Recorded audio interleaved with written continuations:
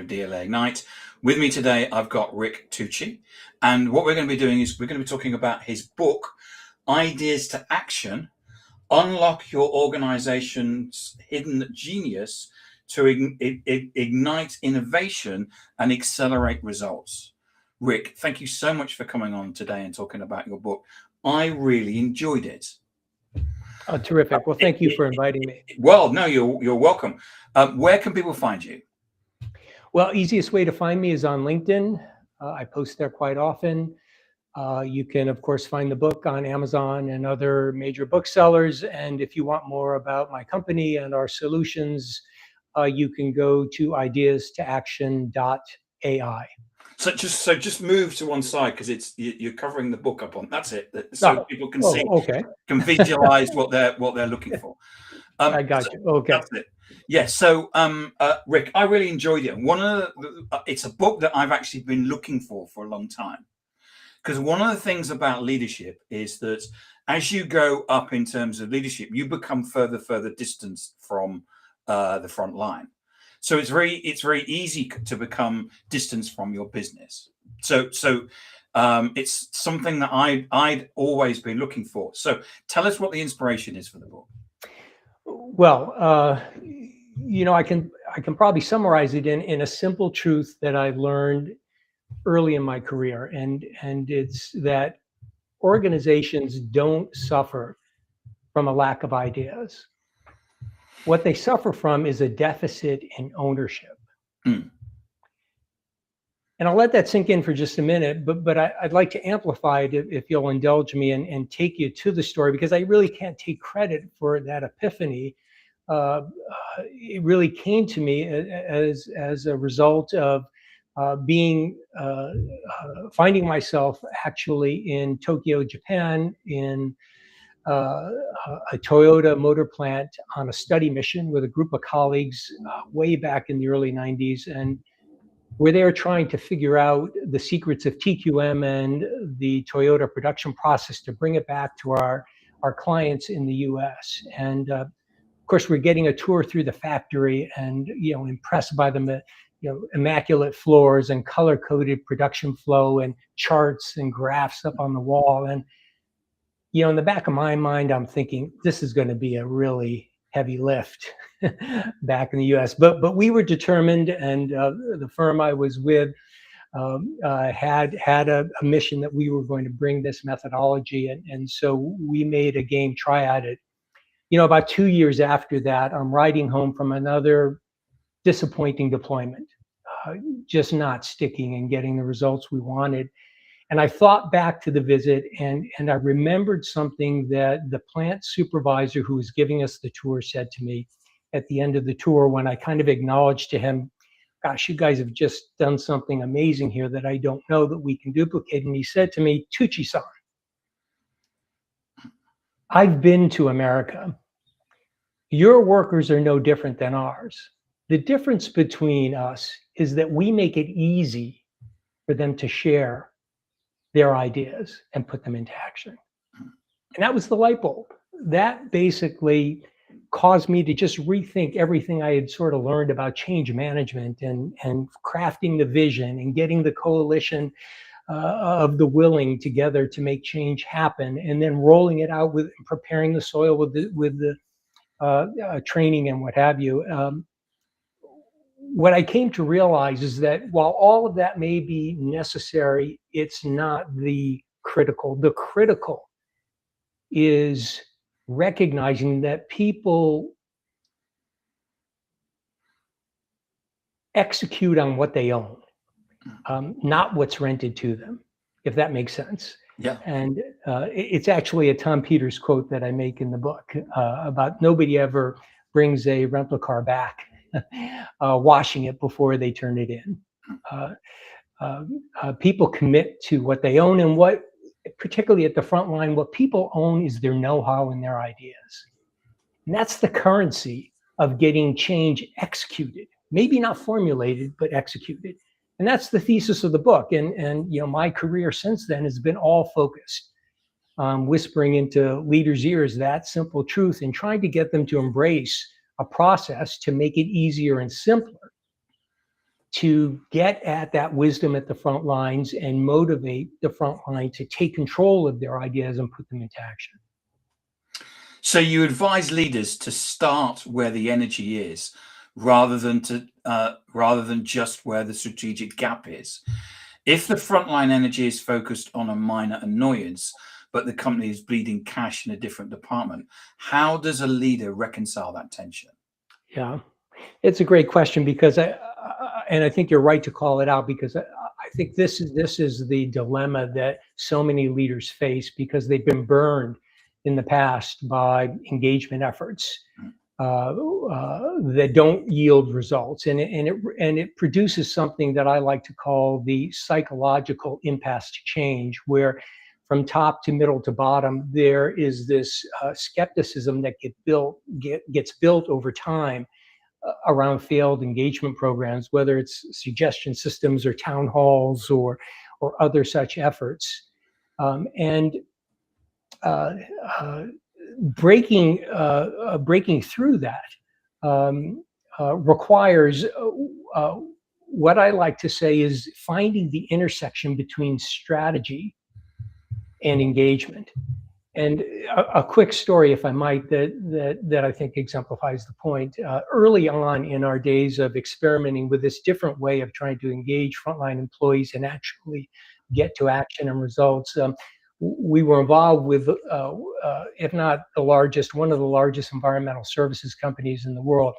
I mean, these are guys that basically pick up trash and get rid of it for us. And they had deployed a massive operational excellence program across their global network, trying to reduce costs, improve service, reduce accidents, et cetera. And we were invited out to one of their fueling yards, one of their truck yards on the outskirts of Chicago. And we went to observe what was going on, because they had instituted a new refueling program that mandated that the drivers at the end of their shift get into the yard and refuel their trucks before the morning to get a faster morning start. And they had done this analysis to figure out the cost savings in fuel and in route completion and reduction in all the analysis was there that said this is a spot on strategy.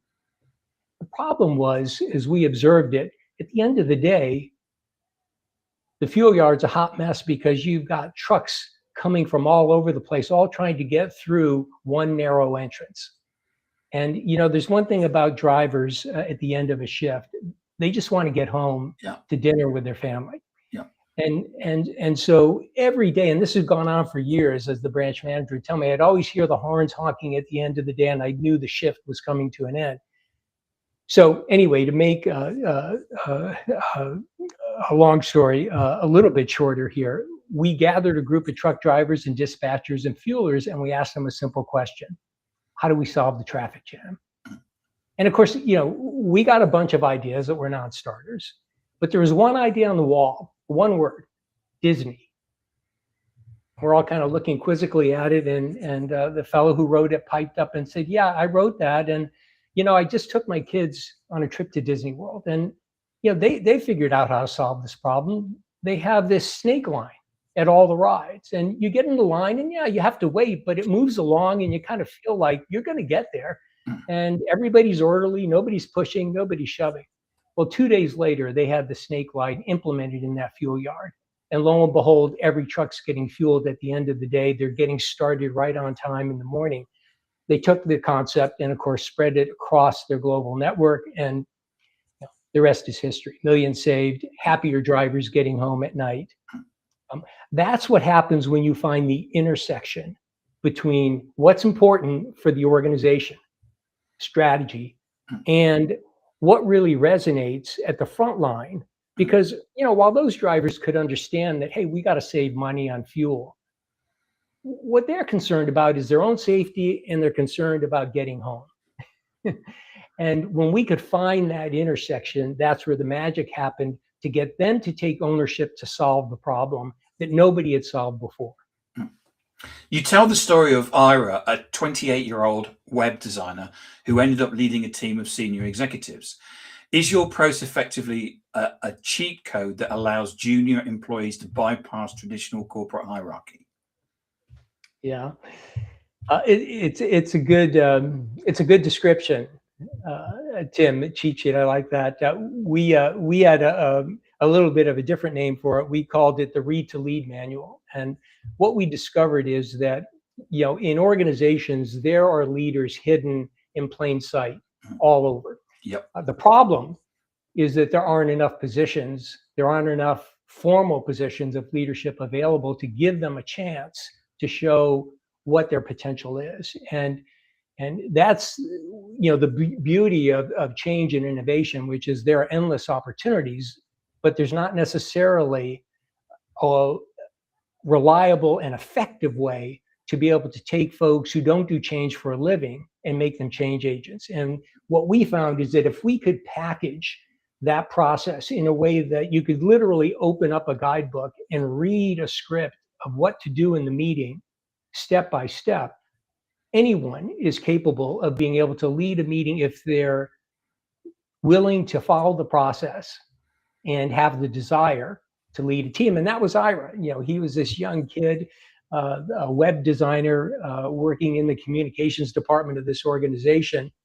And he gets tapped on the shoulder by his boss to walk into a room and lead a group of senior executives in figuring out how to put their company scorecard up on the web. Now, Ira's the hero in the story, but there's another hero in the story, and that's his manager, because she had the foresight to realize that, one, she'd get a better product if she could sit in the chair as a team member and a peer. Yep. But secondly, that because she was confident in the process, she could give that responsibility to Ira and know that he would be successful. And he was. And he went on to various promotions and ended up being a tremendous advocate for the process. You advocate for the 1-4-60 rule, which is 1 hour for meetings, 4 hours for work, and 60 days to results. In a world of move fast and break things, isn't 60 days actually too slow, or is sprint speed something other than just the calendar? Yeah, you're absolutely right. I mean, in certain circumstances, it's absolutely too slow. I mean, if the house is burning, you can't wait 60 days to put the fire out. At the same time, if you've got to rebuild the house, you're not going to get it done in 60 days. It's going to take longer. But the 60 days and the rule that we came up with around limiting the time for meetings and for how frontline employees would engage in change and improvement revolved around a very simple revelation, and that is motivation to change at the front lines is highly perishable. And what we mean by that is for folks who do the jobs of producing the products, serving the customers, keeping the lights on, they operate at a very different pace than we as leaders. They don't have the luxury of spending 3 hours in a meeting, speculating on different outcomes or jawboning around their own favorite idea. They need to be efficient and quick if you're going to ask them to contribute their intellectual capital to the game. And so what we found about the 60 days, that it was about, and this was after many, many experiments and some successes and some failures, that 60 days was enough time to not only give an opportunity for frontline employees to get their ideas on the table, organize, sort, prioritize them, start to think about how to implement, but actually get to a significant enough level of results that they could feel good about what they accomplished and go back to their jobs. And so what we found is that if you're going to engage the front line, you need to think about it as not a one and done, but also not as a marathon, but rather as a repeating cycle that you run in your organization as part of the rhythm of operation. And so, for us, our best clients were always the one that adapted this sprint mentality and would run 2 or 3 campaigns a year. And depending on the size of the organization, scale them from a handful of teams to, in some cases, we had organizations running hundreds of teams a year, but doing it in a very controlled and systematic way, and always focused on making sure we got to results within that 60-day marker, and then allow people to go and sort of recoup and get back to their jobs and play for another day. In your airline case study, ground crews were using plastic bottles instead of safety ones because process discipline had vanished. How do you prevent an organization from sliding back into makeshift solutions once the excitement of a 60-day sprint wears off? Yeah. Yeah, and it's one of my favorite stories in the book because it speaks, to a fundamental issue that what gets modeled at the top is what gets performed at the front lines. And if you don't have the top team aligned around the same kinds of behaviors we're asking of the front line, even if it's in a different venue and at a different pace, you're going to get predictably bad results. And in the case of the airline and the marshal was out on the field using Coke bottles, that situation happened on the heels of actually one of the most successful turnarounds in airline history.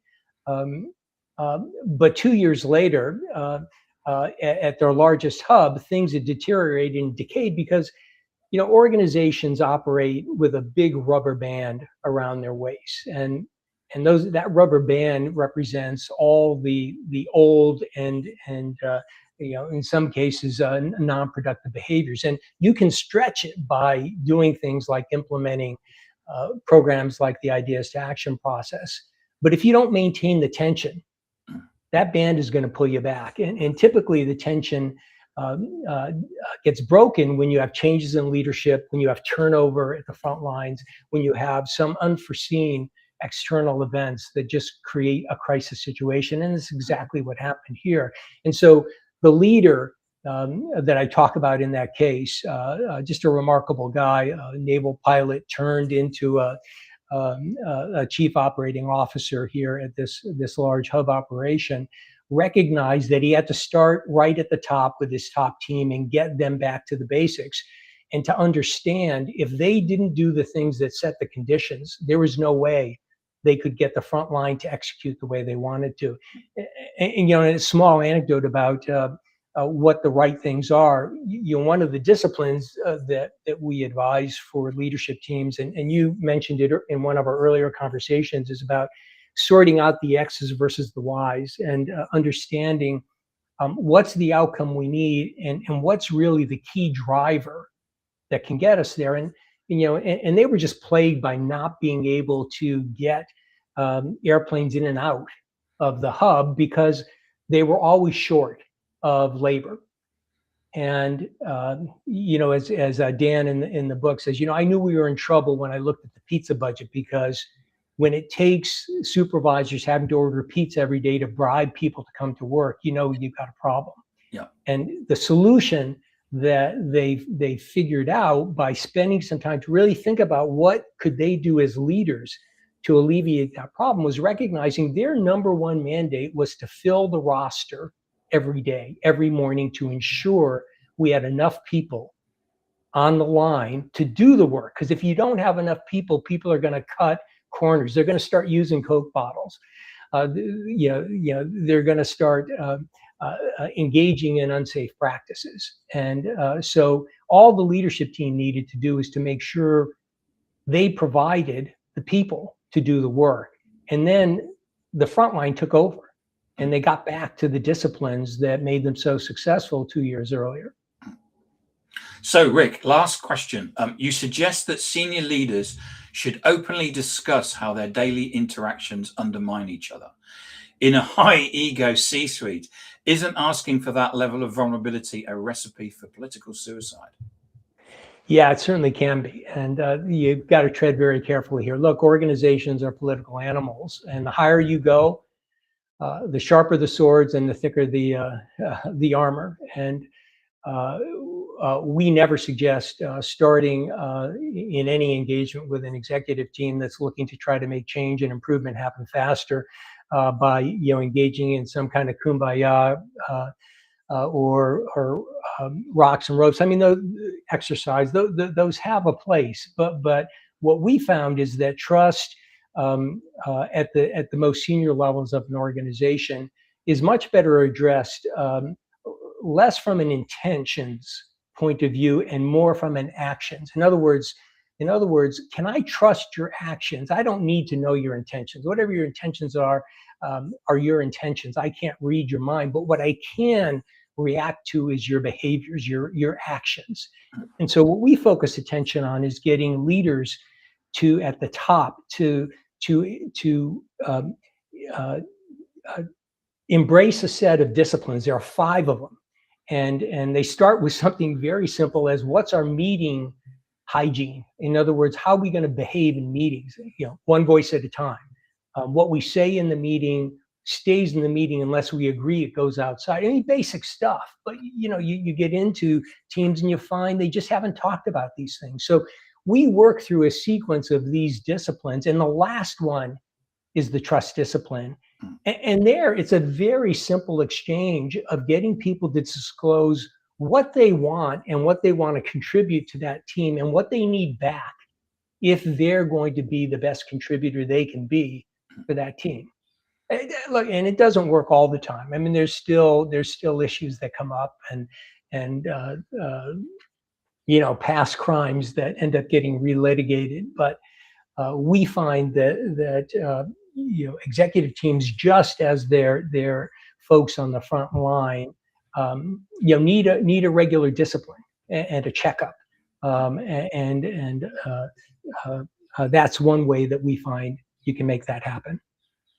Rick Tucci, thank you so much for coming on and talking about your book, Ideas to Action: Unlock Your Organization's Hidden Genius to Ignite Innovation and Accelerate Results. Rick, if I wanted to get a copy, where could I get one from? You can go to Amazon. I believe it's available certainly in the UK and other international sites and here in the US.